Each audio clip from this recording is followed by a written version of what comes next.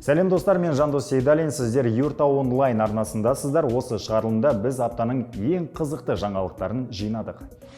Қазақстанның оңтүстік астанасына қосымша жаппай иммундау үшін қызылша, қызамық және паротитке қарсы 500 000 доза вакцина жеткізілді. Сонымен қатар көптеген ата-аналар екпеден бас тартады. Бұл балалардың аурушаңдығы мен өлім жітімінің артуына әкеліп соғады деп шағымданды санитарлар мен эпидемиологтар.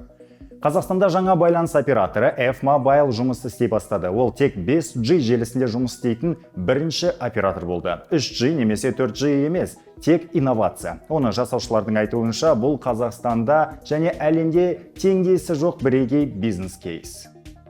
Елімізде автотұрақтарда электромобильдерді қуаттауға тыйым салынды. Қуаттағыштарды орнатуға және автокөліктерді тек тұрғын үй өндірістік кешендердің тұрақтарында ғана емес, сонымен қатар сауда орталықтарының, соның ішінде көшедегі тұрақтарды да қуаттауға тыйым салынады. Шектеу литий-иондық батареялардың қауіптілігіне және орнату ережелерінің жоқтығына байланысты.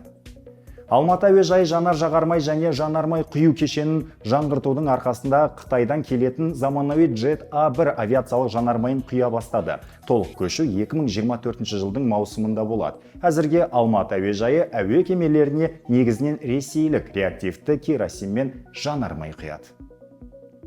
Естеріңізге сала кетейік, Астана әуежайы Біріккен Араб Әмірлігі компаниясының жедел басқаруына беріліп жатыр. Тиісті келісімге Terminals Holding пен қол қойылды.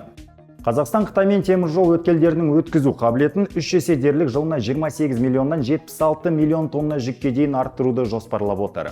Қытай әуе компаниялары Қазақстан мен Қытай арасындағы рейстер санын көбейтуде. Қазақстан мен Венгрия энергетика, ауыл шаруашылығы, білім және туризм салаларындағы екі жақты ынтымақтастықты арттыратын болады. Қазақстан мен Ұлыбритания арасындағы тауар айналымы өткен жылы 60%-ға өсіп, 1,8 миллиард долларға жетті.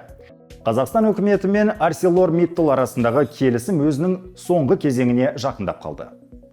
Қазақстан Біріккен ұлттар ұйымы бас ассамблеясының Израильдің 1967 жылғы шекарасына оралуын талап ететін резолюциясын қолдады. Құжатқа біздің елден бөлек 90 мемлекет дауыс берді. Оңтүстік Африка парламенті Израильмен қарым-қатынасты үзуге дауыс берді. Бұл мемлекетпен дипломатиялық қарым-қатынасы бар таяу шығыстағы бірде-бір мұсылман елі жасамаған.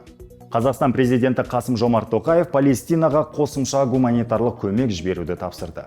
Қырғызстан мен Жапония инвестицияны өзара қорғау туралы келісімді әзірлеуге келісті. Бейжіңде Қытай мен Өзбекстан сыртқы істер министрлерінің алғашқы стратегиялық диалогы өтті. Өзбекстан президенті Шавкат Мирзиёев банктердің халықаралық рейтингтерін көтеруді тапсырды. Айта кетейік, 10 айда елдің сыртқы сауда айналымы 50 миллиард доллардан асты. Ресейліктер бұл елде тыңайтқыш шығара бастайды. Ташкент мемлекеттік шығыстану университеті мен Король Сауд университеті өзара түсіністік туралы меморандумға қол қойды. Өзбекстанның Әндіжан облысында құны 9 миллион доллар болатын жаңа су электр станциясының құрылысы басталды. Ал Өзбекстан мемлекеттік опера және балет театры Астана опера театрымен ынтымақтасуға келісті. Жақын арада Росатом мен Өзбекстан арасында атом электр станциясын салуға келісімшарт жасалуы мүмкін. Ресей мемлекеттік корпорациясының бас директоры Алексей Лихачев келісімшарт бойынша жұмыс соңғы сатыда екенін айтты. Атом электр станциясы салынатын жерде олар барлық қажетті жұмыстарды жүргізіп, қосымша ұсыныстар жасады. Сондай-ақ Росатом басшысы мемлекеттік корпорация Өзбекстан ғылым академиясымен тығыз байланыста жұмыс істейтінін айтты. Армения парламентінің спикері Ален Симонян желтоқсанда өтетін ұжымдық қауіпсіздік шартын ұйымдастыру, яғни ОДКБ шарасына қатыспайды. Оның айтуынша, бұл ұйым өз міндеттерін орындамайды. Сонымен бірге Симонян бұл қарым-қатынастарды алыстату емес екендігін атап өтті. Пәкістан БРИКСке кіруге өтініш берді. Республика қауымдастыққа келесі жылы кіруге үмітті. Әлемдегі ең ірі Binance криптовалюта биржасының бас директоры Чанпен Чжао ақшаны жылыстатуға қатысты айыппұлдарға байланысты қызметінен кетуге келісті. Мәміле Binance'ке жалпы сомасы 4,3 миллиард доллар болатын үлкен айыппұл төлеген жағдайда жұмысын жалғастыруға мүмкіндік береді. Binance бас директорының өзі 50 миллион доллар жоғалтады. ақш-тың бұрынғы мемлекеттік хатшысы Генри Киссинджер 100 жасында қайтыс болды. Ол 1973 пен 77 жылдары американдық дипломатияны басқарды. Кейін ол ұзақ уақыт бойы қорғаныс саясаты кеңесінің мүшесі және кеңесшісі болды.